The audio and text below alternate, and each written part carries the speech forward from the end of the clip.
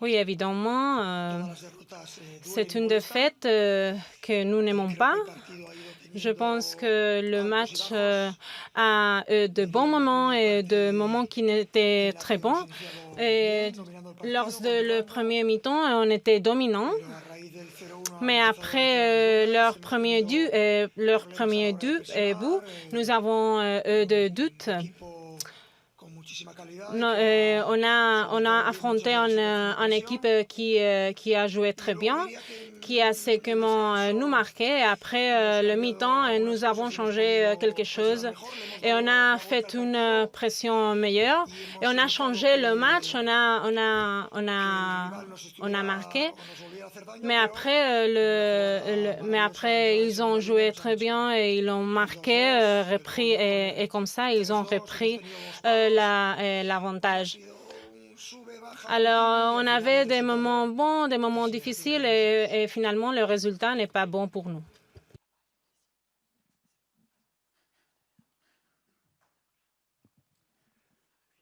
Bonjour, Baptiste Bécard de l'AFP. Vous disiez avant le match qu'il faudrait contrôler les émotions. Est-ce qu'à votre avis, c'est là que ça a pêché ce soir? Vous avez bien entamé le match, vous avez même repris l'avantage à un moment donné quand c'était défavorable, mais finalement, ça c'est le FC Barcelone qui a eu le dernier mot. Est-ce que c'est émotionnellement que la gestion a pêché? Non. Pas du tout. Je pense qu'on a géré bien les émotions, évidemment. Quand c'est un but et quand on joue à domicile, ça peut être vous donne des doutes. C'est un moment délicat, mais il faut s'habituer à ça. C'est une chose normale. Pour nous, il n'y a pas de difficulté pour penser au match retour en Barcelone. Il faut penser que c'est une finale et il faut la gagner. C'est notre objectif. On va essayer d'améliorer quelques aspects, c'est logique. Mais comme j'ai dit avant, je félicite le Barcelone pour la victoire et pour sa performance. Je pense que nous pouvons avoir fait un travail mieux, mais maintenant, il faut penser seulement au match de Barcelone. Bonsoir coach, Arthur Perrault, RMC. Qu'avez-vous pensé de la prestation de Kylian Mbappé ce soir? On sait que depuis le début de cette campagne européenne, c'est un homme qui aime beaucoup les grands rendez-vous et c'est peut-être le premier grand rendez-vous à côté duquel il est passé. Merci. Je ne veux pas parler d'un joueur individuellement. Je veux parler de l'équipe. Je veux parler de mon travail. Je suis satisfait de ce que j'ai vu aujourd'hui. Bien sûr, il y a des choses qu'il faut améliorer, mais l'entraîneur, il est le responsable du résultat. Alors, il ne faut pas parler de joueurs individuellement. Bonsoir, Philippe Sanfourche pour RTL. Est-ce que vous pouvez nous expliquer l'idée de départ, la construction de votre milieu de terrain et les raisons pour lesquelles vous avez préféré ne lancer Warren Zaïre-Emery qu'en seconde période?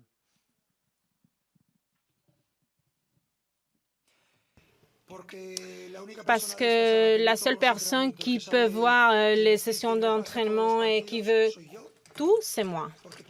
Alors, c'est pour cela que je suis l'entraîneur. C'est pour cela que je travaille dans ces postes.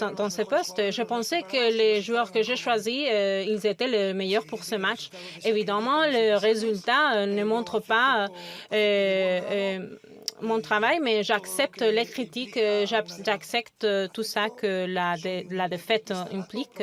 Je suis un professionnel, je suis une personne sportive et je félicite l'adversaire et je me prépare pour le prochain match. Bonsoir Louis, juste ici en face de vous, Gina Diaris pour Foot National. Comment expliquer la fragilité sur les coups de pied arrêtés défensifs ce soir? Merci.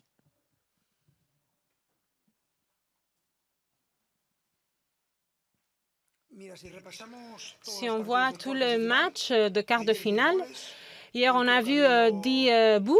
Aujourd'hui, on a vu 5, 3 et 8. Alors, tous les équipes sont fragiles. Est-ce que vous pensez que c'est vrai?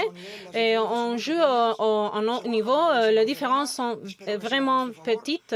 J'espère qu'on va gagner en Barcelone. Quand on joue dans ces niveaux-là, vous pouvez voir que tout le monde a un top niveau, comme on a vu de le Barça. Le résultat a montré qu'ils étaient mieux dans quelques aspects de jeu. Et nous avons la possibilité de marquer le 3e but. On a écrasé le ballon sur le poteau.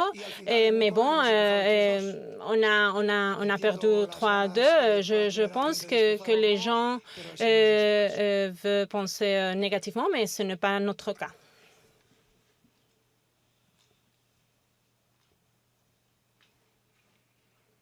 Sí, hola Luis, ¿qué tal? Buenas noches.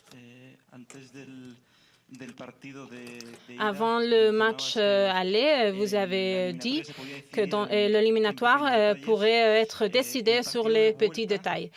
Maintenant, qu'est-ce que vous pensez que ces détails, est-ce que vous pensez que ces détails sont aussi importants pour le match aller?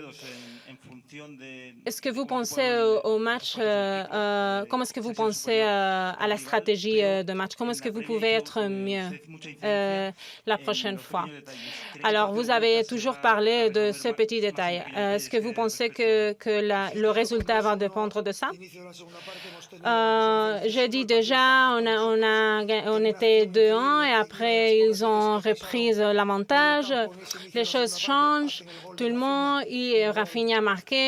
C'était un goal exceptionnel.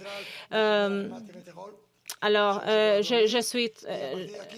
je peux seulement féliciter l'équipe pour ce qu'ils ont fait. Alors, c'est vrai, il faut prendre en considération tous ces petits détails. Nous n'avons rien à spéculer. Maintenant, nous sommes éliminés et nous avons besoin de gagner. Alors oui, sans doute, il faut prendre en considération les petits détails pour le match retour. Vous avez vu... je n'ai pas vu aujourd'hui le match de Borussia, mais j'ai vu les matchs d'hier et vous avez vu que le match sont comme ça. Et alors, il faut que nous pensions à l'autre match et prendre en considération tous les détails.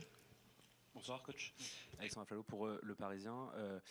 C'est pas la première fois que le Paris Saint-Germain perd son match aller en match à élimination directe en Ligue des Champions. C'est arrivé 5 fois dans l'histoire. Et le PSG n'a jusqu'ici jamais réussi à inverser la tendance. Vous qui avez une certaine expérience dans ce domaine, dans le fait de retourner des matchs à élimination directe, quels seront pour vous les clés, les ingrédients pour réussir ce match retour et parvenir enfin à retourner cette situation? Merci beaucoup.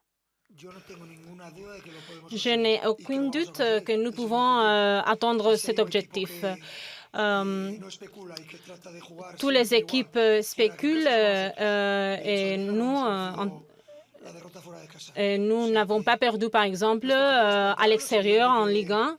Et alors, notre objectif maintenant, nous avons 6 jours pour nous préparer pour le prochain match. Et bien sûr, il faut gagner pour se qualifier.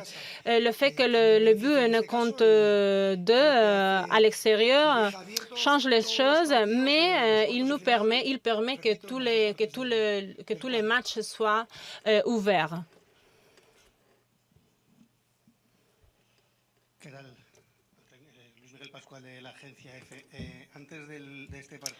Avant le match, vous avez dit que le Barcelona était le favori parce qu'ils avaient 5 Ligues de Champions. Est-ce que vous pensez qu'ils sont maintenant plus favoris? C'est la première question. Et la deuxième question, c'est qui avait aujourd'hui l'esprit de Barça? Je peux répondre seulement à une question. Alors, vous m'avez posé la première question, c'était, je n'ai jamais dit que le Barça est ou n'est pas favori. J'ai déjà dit qu'ils avaient plus d'expérience, qu'ils ont gagné, mais je n'ai jamais dit que l'adversaire était le rival. Je n'ai jamais dit ça. Même s'ils sont vraiment mieux, c'est ma philosophie, c'est la manière dont je vois la compétition et je vais penser comme ça. On va jouer à Barcelone, on va essayer de gagner parce que c'est le résultat qu'il faut attendre. Hola, buenas noches. Luis Enrique Jordi Blanco de ESPN. Su equipo no perdía un partido desde el 7 de noviembre. Votre équipe n'a pas perdu depuis novembre à Milan et après ça, vous avez gagné et vous avez gagné presque 20 matchs. Alors, est-ce que vous pouvez reprendre l'avantage en Barcelone, par exemple? Et qu'est-ce que vous pensez qu'était la surprise de Barcelone d'aujourd'hui? Je n'étais pas surpris aujourd'hui, vraiment. Mais on sait comment on peut travailler la pression haute. Il faut avoir des joueurs qui peuvent jouer marquer les joueurs comme Lewandowski et Rafinha. Et parfois, le défendre est très difficile. Nous allons jouer de la même façon. On va avoir plus de pression en nous. Nous pouvons avoir gagné ce match. On a des chances, mais c'est vrai que nous étions un peu débiles quand on a concédé le match.